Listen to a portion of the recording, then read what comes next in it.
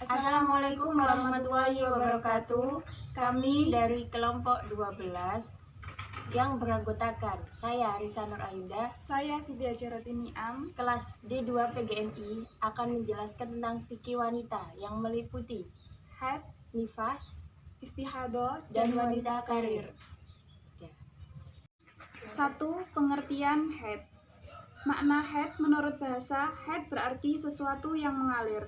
Dan menurut syara, ialah darah yang terjadi pada wanita secara alami, bukan karena suatu sebab dan pada waktu tertentu.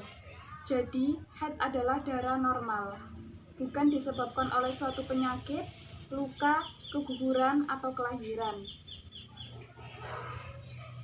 Usia haid. Usia haid biasanya antara 12-50 tahun. Dan kemungkinan seorang wanita sudah mendapatkan haid sebelum usia 12 tahun.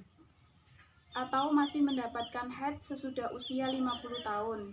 Itu semua tergantung pada kondisi, lingkungan, dan iklim yang mempengaruhinya. Ataupun putus-putus. Jadi 24 jam itu boleh tidak keluar mulai dari awal sampai 24 jam, tetapi kumpulan dari darah yang putus-putus dalam beberapa hari, asalkan tidak lebih 15 hari. Terjadinya pengeringan darah, yakni si wanita tidak mendapatkan selain merasa lembab atau basah pada kemaluannya. Jika hal ini terjadi pada saat masa haid atau bersambung dengan haid sebelum masa suci, maka dihukumi sebagai haid. Tetapi jika terjadi setelah masa suci, maka tidak termasuk haid. Sebab keadaan seperti ini paling tidak dihukumi sama dengan keadaan darah berwarna kuning, atau keruh. Pembiasaan haid. Yang pertama, bertambah atau berkurangnya masa haid. Misalnya, seorang wanita biasanya haid selama 6 hari, tetapi tiba-tiba haidnya berlangsung sampai 7 hari. Atau sebaliknya, biasanya haid selama 7 hari, tetapi tiba-tiba suci dalam 6 hari. Kedua, maju atau mundur waktunya datang haid. Misalnya, seorang wanita biasanya haid pada akhir bulan, tiba-tiba haid datang pada awal bulan, atau biasanya haid pada awal bulan lalu tiba haid datang pada akhir bulan. Sebaliknya, darah berwarna kuning keruh, yakni seorang wanita mendapatkan darahnya berwarna kuning seperti nanah atau keruh antara kekuning-kuningan dan kehitam-hitaman. Jika hal ini terjadi pada saat haid atau bersambung dengan haid sebelum suci, maka itu adalah darah haid dan berlaku baginya hukum-hukum haid. Namun jika terjadi sesudah masa suci, maka itu bukan darah haid. Darah haid keluar secara terputus-putus. Darah haid keluar secara terputus-putus, yakni sehari keluar darah dan sehari tidak keluar darah. Dalam hal ini terjadi dua kondisi. 1. Jika kondisi ini selalu terjadi pada seorang wanita tiap waktu, maka darah itu adalah darah istihadah. 2. Jika kondisi ini tidak selalu terjadi pada seorang wanita, tetapi hanya kadang-kadang saja, dan dia mempunyai saat suci yang tepat, maka para ulama berbeda pendapat dalam menentukan kondisi ketika tidak keluar darah. Apakah hal ini merupakan masa suci atau termasuk dalam hukum haid? Jadi madhab Imam Syafi'i menurut salah satu pendapatnya yang paling sahih bahwa hal ini masih termasuk dalam hukum haid. Masa keluarnya darah haid. Darah haid itu paling sedikit sehari semalam, yakni 24 jam, baik itu terus-menerus ataupun putus-putus, dan maksimalnya 15 hari. Selebih dari itu termasuk darah istihadah. Hal-hal yang dilarang bagi wanita haid, yakni sholat sudah pasti, dan puasa, menyentuh Al-Quran. Untuk menyentuh Al-Quran ini banyak perbandingan, jadi ada yang mengatakan boleh dan ada yang mengatakan tidak boleh sama sekali. Selanjutnya, tawaf. Diharamkan bagi wanita yang sedang haid melakukan tawaf di Ka'bah, baik yang wajib maupun sunnah, dan tidak sah tawafnya berdasarkan sabda Nabi SAW kepada Aisyah, yang artinya, lakukanlah apa saja yang dilakukan jamaah haji, hanya saja jangan melakukan tawaf di Ka'bah sebelum kamu suci. Berdiam di masjid. Diharamkan bagi wanita yang sedang haid berdiam dalam masjid. Bahkan diharamkan pula baginya berdiam dalam tempat sholat id.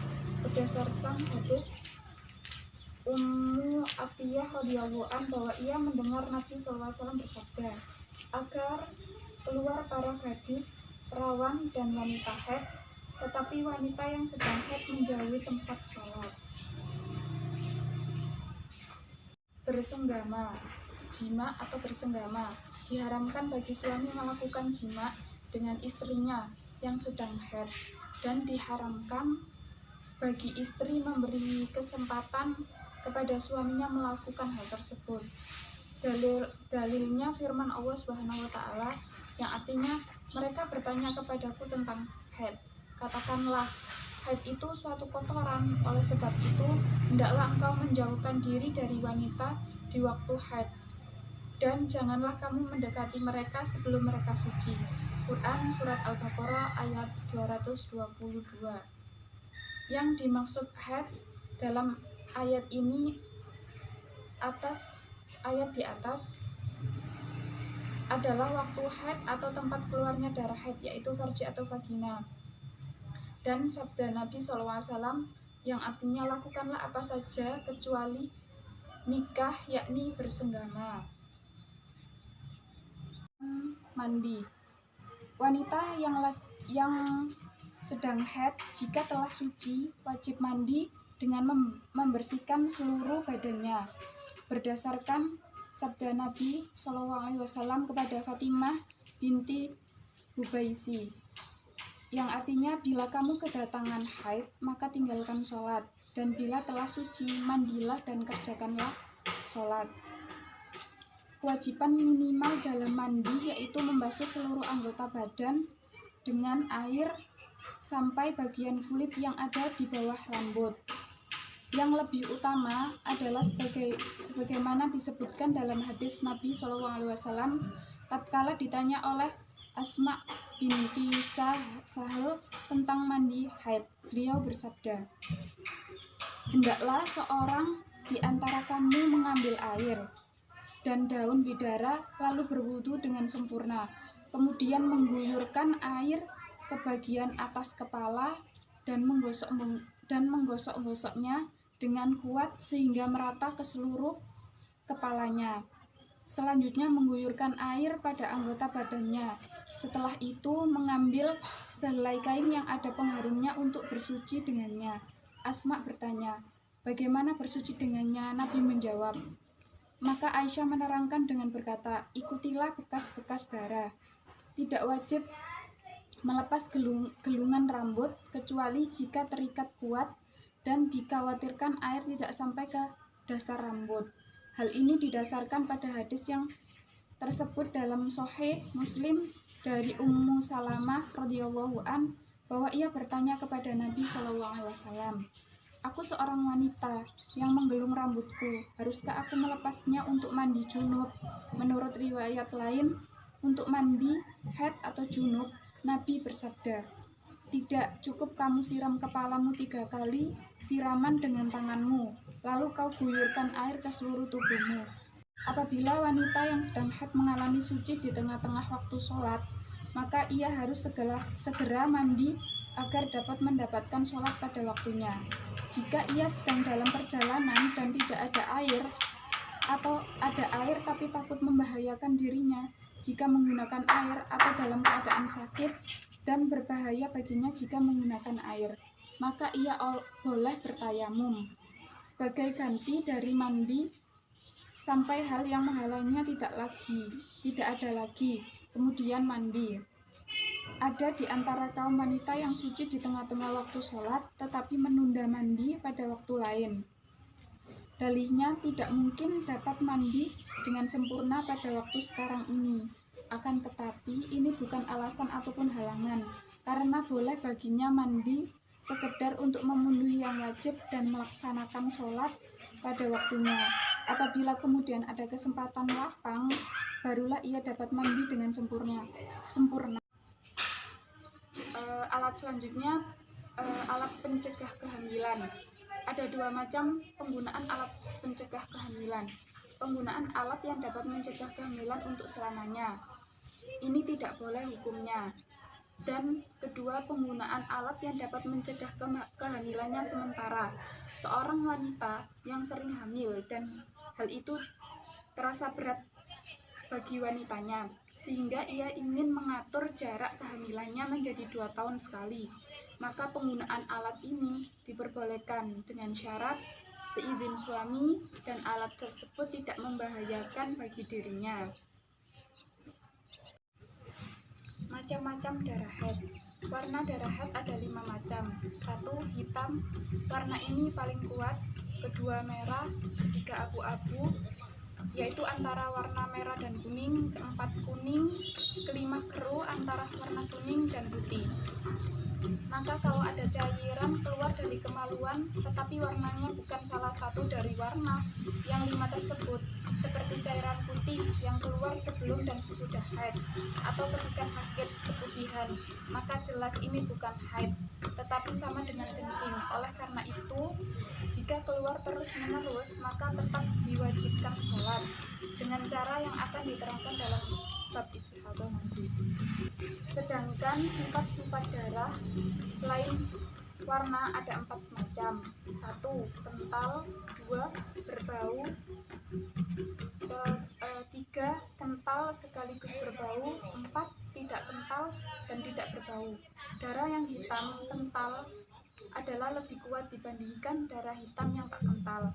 Darah hitam yang berbau lebih kuat dibandingkan darah hitam yang tak berbau.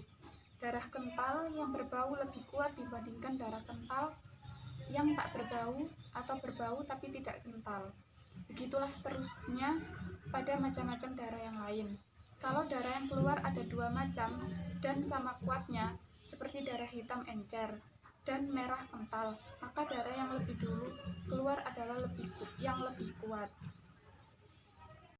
Hukum penggunaan alat seperti alat pencegah haid. Diperbolehkan bagi wanita menggunakan alat pencegah haid dengan 2 syarat. 1. Tidak dikhawatirkan membahayakan dirinya. Bila dikhawatirkan membahayakan dirinya karena menggunakan alat tersebut, maka hukumnya tidak boleh. Berdasarkan firman Allah SWT yang artinya, dan janganlah kamu menjatuhkan dirimu sendiri ke dalam kebinasaan. Firman Allah SWT yang lain yang artinya, dan janganlah kamu membunuh dirimu, sesungguhnya Allah adalah Maha Penyayang kepadamu. Yang kedua, dengan seizin suami. Alat selanjutnya itu alat perangsang haid. Diperbolehkan juga menggunakan alat perangsang haid dengan 2 syarat. Tidak menggunakan alat tersebut dengan tujuan menghindarkan diri dari suatu kewajiban. Misalnya, seorang wanita menggunakan alat perangsang haid pada saat menjelang Ramadan dengan tujuan agar tidak berpuasa, tidak sholat, dan tujuan negatif lainnya. Itu tidak boleh. Yang kedua, dengan seizin suami.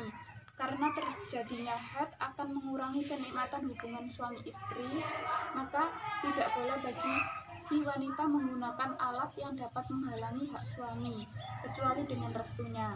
Dan jika istri dalam keadaan ditalak, maka tindakan tersebut akan mempercepat gugurnya hak rujuk bagi suami jika ia masih boleh rujuk, yaitu orang istihadah atau mengeluarkan darah melebihi 15 hari yang sebelumnya belum pernah haid, serta mengerti bahwa darahnya 2 macam, darah kuat dan darah lemah, atau melebihi 2 macam.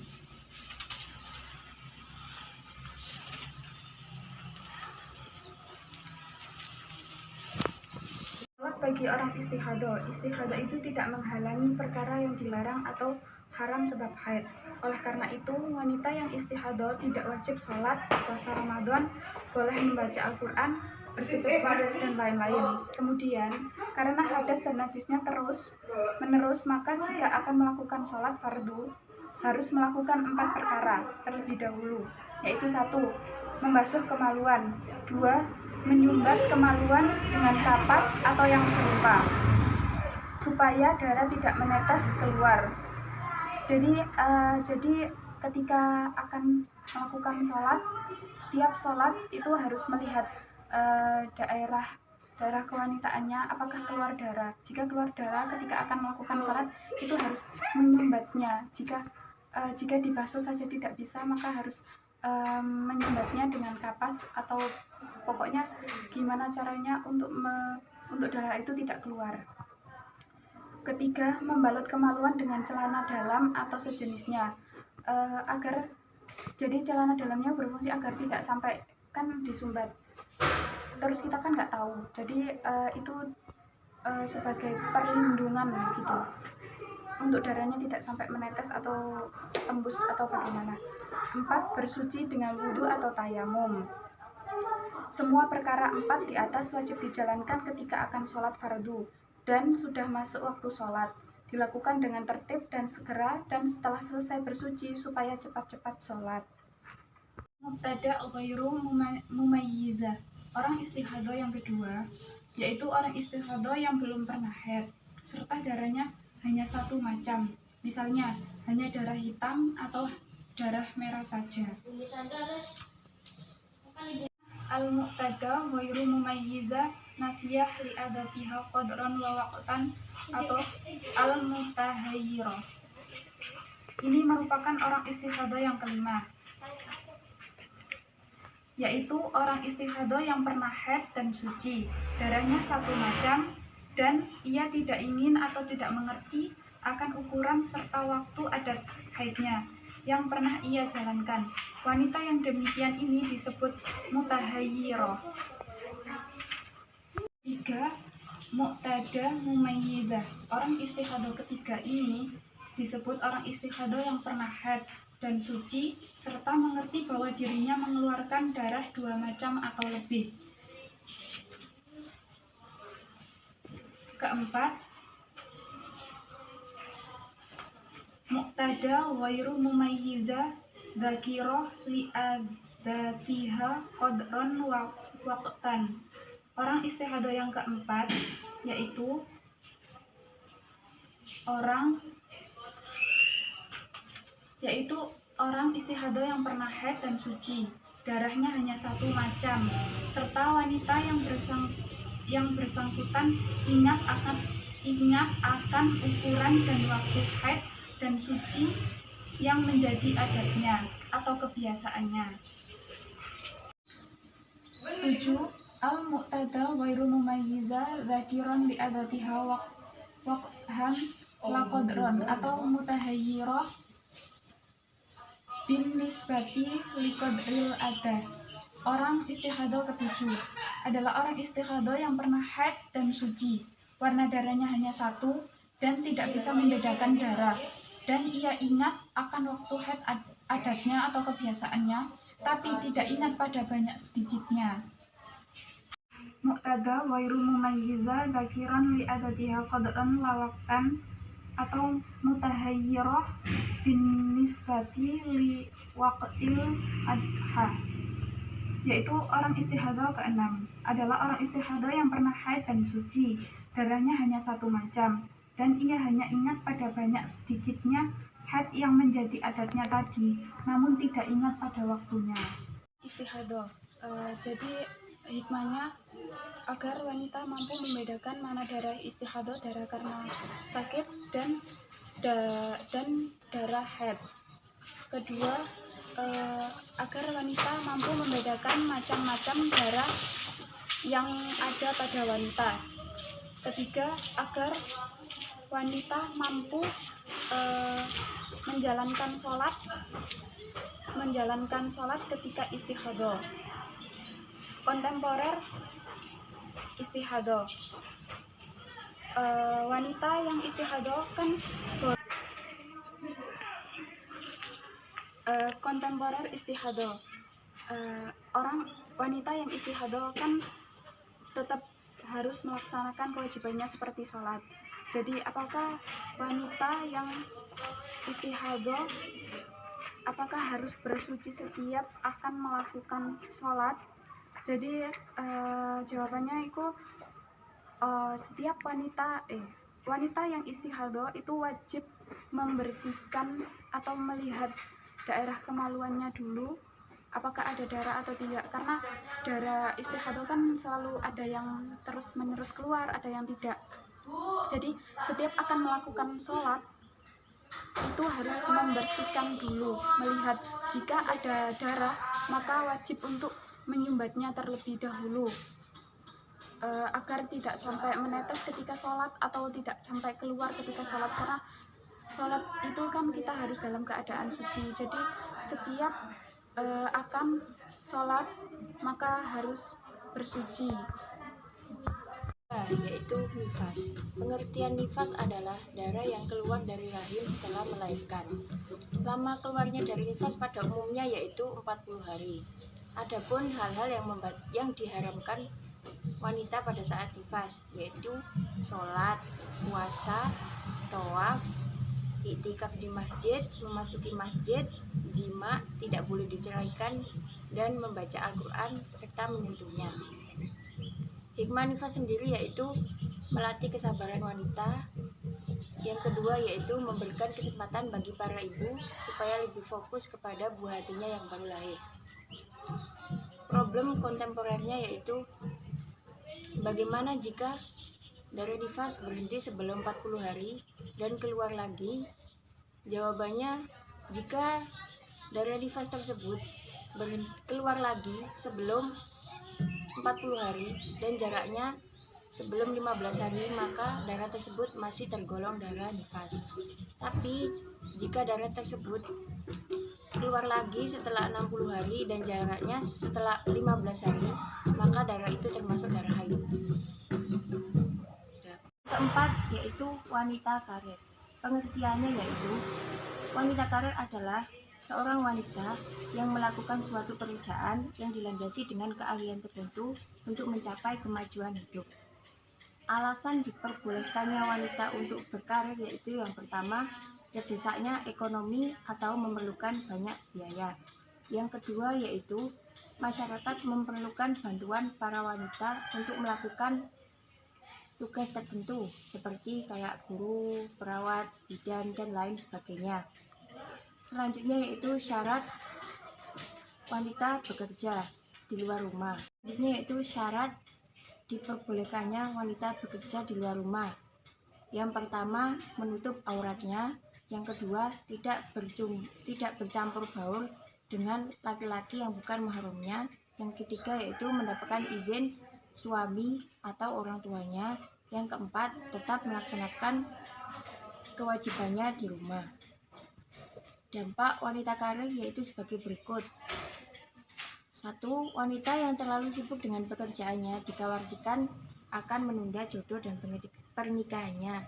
Yang kedua yaitu rentan mengalami masalah dengan keluarganya karena sedikitnya waktu yang diluangkan bersama keluarganya.